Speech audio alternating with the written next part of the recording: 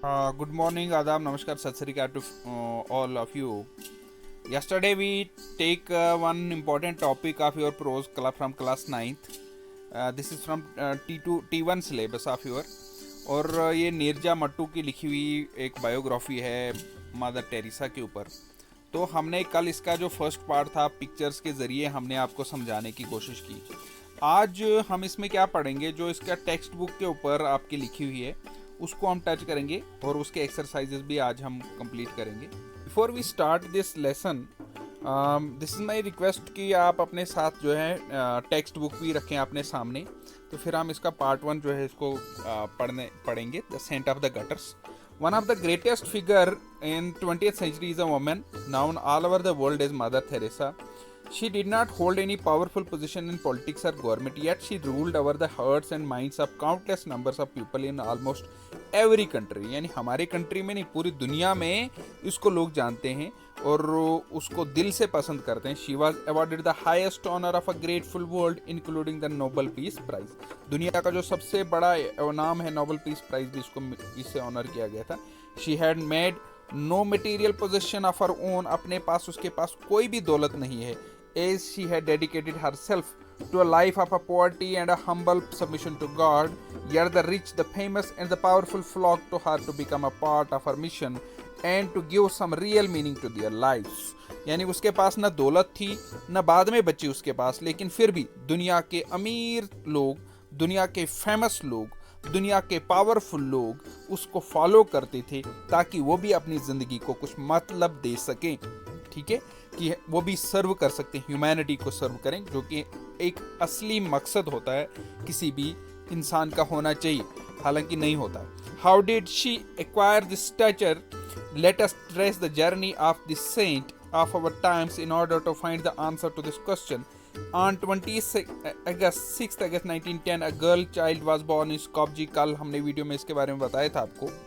A city which was a part of Albania at that time, but later became a part of Yugoslavia. पहले वो Albania का हिस्सा था, बाद में यूगोस्लाविया बनी। She was named, उसका नाम क्या था? Agnes Gonça Bojaxio. Her father, a successful businessman, died when she was 8. तो 8 साल की ही थी जब उसके पिता की मृत्यु हो गई। Then the family was looked after by mother Drana. तो ड्राना जो उसकी मम्मी थी उसने उसकी फैमिली को फिर पाला। While skill at stitching and needlecraft provided the family was her with a livelihood. तो वो क्या काम करती थी? वो नीडल क्राफ्ट का और स्टिचिंग का काम करती थी। वो कल हमने बताया था आपको इसके बारे में।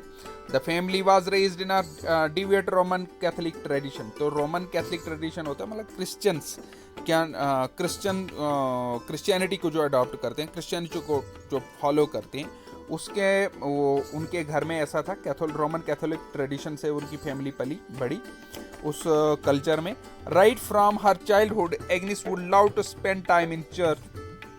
बचपन से ही उसको अपने चर्च में वक्त गुजारने का बड़ा शौक था। चर्च होता है जैसे हिंदू मंदिर में जाते हैं, मुस्लिम मॉस्क में जाते हैं, सिख गुरुद्वारा में जाते हैं, क्रिश्चियन चर्च में जाते हैं। Decorating it with flowers, hanging flags and banners to for festival and singing in the church child. तो वहाँ पर चर्च में जो वो गीत संगीत होता था उसमें भी गाती थी, और फ्लैग लगाने, बैनर फेस्टिवल के दिन सजाना चर्च को, इसका बड़ा शौक था इसको उसमें। She was also keen listener to stories of Christian missionaries going to different parts of the world to serve, educate and tend to the poor, the illiterate and the sick. Their life of dedication fascinated her. तो जो Christian missionaries होते थे, missionary क्या होता है? जो अपने mission को लेकर आगे चलता है। जो अपने क्रिश्चियंस में क्या होता है कि जो उनका धर्म होता है उसका प्रचार करने के लिए, अपने धर्म की बातें आगे बढ़ाने के लिए जो लोग जाते हैं उनको मिशनरीज बोलते हैं। तो ठीक है, तो वो क्या होता था? Christian missionary going to different parts of the world, जो वो लोग अलग मुल्कों में जाते थे पढ़ाने के लिए, लोगों की खिदमत करने के लिए, धर्म का प्रचार करने, उनसे वो बड़ा प्रभावित थी। Their life of dedication fascinated I. जो उनकी लाइफ थी डेडिकेशन, यानी अपने लिए कुछ नहीं करना, लेकिन लगन से वो काम करना, मिशनरी का काम करना, तो उससे बड़ा उसको फैसिनेट, बड़ा पसंद आता था इसको। These activities alone, however, would not make her out of an exception. It was when she was 15 that something happened that charted an entirely different course for her. तो जब 15 इससे ही नहीं उसकी जिंदगी बदली, लेकिन 15 साल की जब वो थी तो वहाँ पर क्या हुआ, कुछ अजीब सा वाक़या इसके साथ हुआ जिससे उसकी पूरी ज़िंदगी ही बदल गई. She was on a trip to mountain when suddenly she had a feeling that someone was calling out of her saying follow God and serve others. ये पॉइंट इंपॉर्टेंट है, follow God and serve others. तो ये उसको आवाज़ आई थी एक mountain पे जब चलने गई थी, तो उसको अचानक से ऐसा लगा कि कोई उसे पुकार रहा है, follow God and serve others, ऐसी आवाज़ आ रही है. In our own Eastern mystic tradition too, it is believed that in inner voice calls out to a person if God has some special task cut out for him for or her. तो जब भगवान को, खुदा को किसी के लिए कोई काम होता है, स्पेशल टास्क उसको देना होता है, तो उसको अंदर से ऐसी आवाज़ आती है. So this experience of hers should not come as a surprise to us. About this time Agnes had also heard that somewhere out there is a place called India and had already made up her mind to become a missionary. She now decided to leave home, become a nun. तो उसने घर छोड़ दिया और none बन गई और India को चूज किया कि मैं वहाँ पे जाऊँगी. Lead a life of poverty and chastity and missionary. तो फिर उसने अपनी जो मेटेरियलिस्टिक वर्ल्ड था सब कुछ छोड़ दिया और मिशनरी बन गई. She now decided to leave home, become a nun, lead a वो पूरा डिसाइड कर लिया, वो अपना घर भी छोड़ दिया. She had also resolved that she would go to Kolkata in India to serve the poorest of the poor. तो उसने कलकत्ता को डिसाइड किया था कि वो वहाँ पे जाएगी और वहाँ पर खिदमत करेगी. तो क्योंकि वहीं ज़्यादा आना जाना होता था, ये यूरोपियंस था. That was to be the mission of her life. As preparation for her real mission, she went to Ireland and joined the convent of Sisters of Loreto. तो उस यहाँ आने से पहले वो आयरलैंड गई और वहाँ पर सिस्टर्स ऑफ लोरेटो को ज्वाइन किया in order to learn English before she went to Bengal. क्योंकि इंडिया में आना था, कम से कम इंग्लिश तो आनी चाहिए थी, क्योंकि उसको इंग्लिश नहीं आती थी. Ignis arrived in Kolkata in 1929 and was sent by order by Darjeeling in West Bengal to begin her novitiate. That is the period of study and prayer which every nun must undergo before she finally becomes a nun. तो none बनने से पहले कुछ stages होती हैं, उसको cover करने के लिए उसको वहाँ पर भेजा गया दार्जिलिंग में. At the convent, apart from prayer, she spent her time here in learning Hindi and Bengali so that she could speak to the people whom she had to serve. Then she began to teach in schools run by Sisters of Loreto, first at Darjeeling, then at Kolkata. तो फिर इसने हिंदी और बंगाली भी सीखी. तो फिर sisters of Loreto का जो स्कूल था पहले दार्जिलिंग, फिर कोलकाता में वो पढ़ाने लगी. She took her final vows as nun in 1937 में वो फाइनल जो उसके एक कसम होती है वो लेनी पड़ती है 1937 में कि ये बहुत एक डिफ़िकल्ट पीरियड होता है किसी भी क्रिश्चियंस के लिए कि नन बनना, यानी अपनी लाइफ को पूरा त्याग देना. Dad assumed the name Theresa और वहाँ 1937 में इसका नाम थेरेसा पड़ा. Became that was the name patron saint of missionary. While teaching the Indian girl student from different backgrounds at St. Mary's School, Kolkata, Sister Theresa, as she now called, could now keep her eyes away from desperately poor and homeless who lived on the streets of the city in slums. The condition in which they existed were appallingly unhygienic. The filth and stink were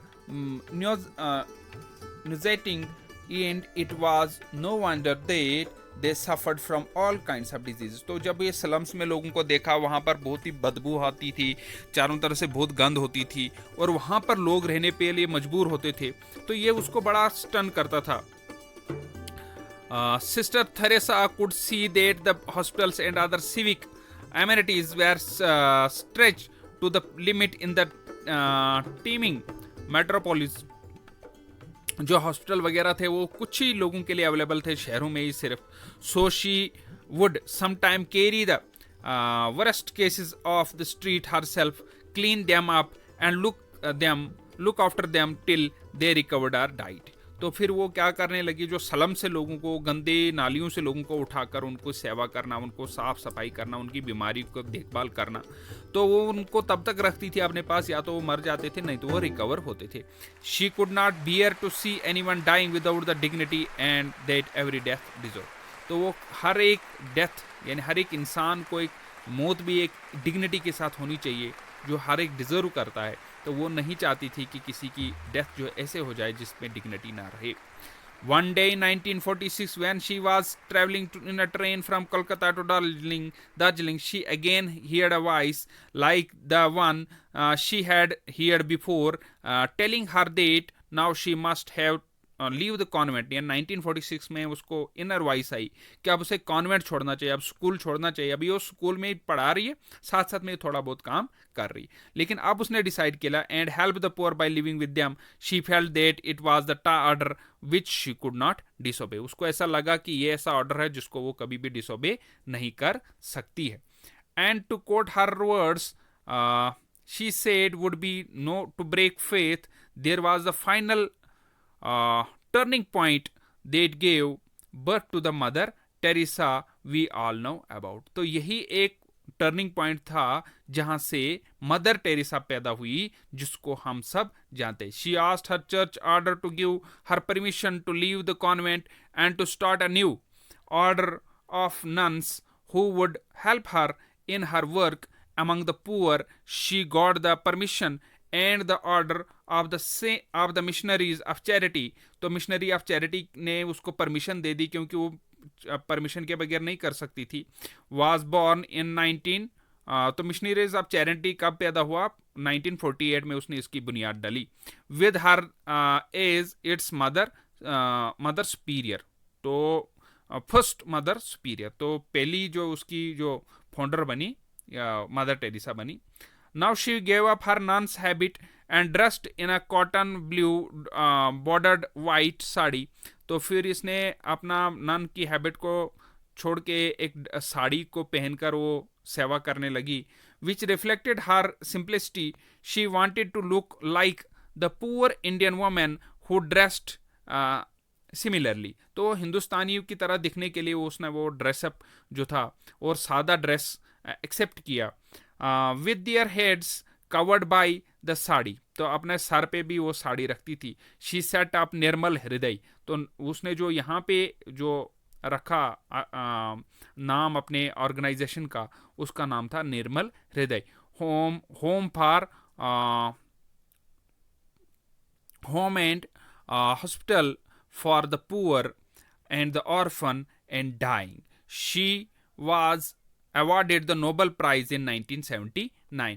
Now beggars began her street legendary work of selfless charity and care to the poor. In 1970, Malcolm Muggeridge, a well-known British writer, came to Kolkata. While walking through the street, he happened to see a small little figure in a slum cleaning the sores on the body of a half naked person, half dead person, without slight trace of disgust or the stench. तो Malcolm mortgage जब आया, उसने देखा कि एक आदमी जो है एक मतलब साड़ी में एक पतला दुबला पतला सा आदमी या दुबला पतला सा कोई व्यक्ति जो है एक स्लम में एक हाफ डेड आदमी की सेवा कर रहा है.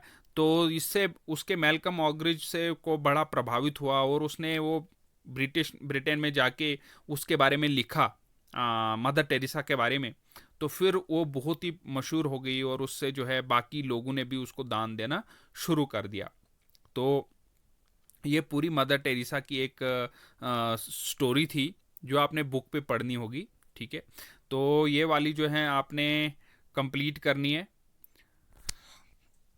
तो इसके जो एक्सरसाइज में क्वेश्चन हैं, ये जैसे पहला क्वेश्चन है, what activities made mother Teresa so exceptional. क्या क्या करती थी जिससे ये अजीब यानी बाकियों से अलग कैसे थी. Why did mother Teresa leave Saint Mary's high school को क्यों लीव करके वो फिर वो कहाँ चले गई थी फिर वो सेवा करने के लिए. What did mother Teresa mean by fail would be to break faith. कि फेल होने का मतलब है कि विश्वास को तोड़ना. What kind of life did Mother Teresa lead, कैसी लाइफ वो जीती थी. Why do you think Mother Teresa learn Bengali, Bengali क्यों सीखी. What did Malcolm Muggeridge see on the streets of, Malcolm Muggeridge जब आए थे तो उसने स्ट्रीट्स ऑफ कलकत्ता में क्या क्या देखा. तो ये 6 छोटे छोटे क्वेश्चन हैं, इनका आप आंसर करेंगे और इनका ही यही आपका होमवर्क रहेगा. So thank you for watching video.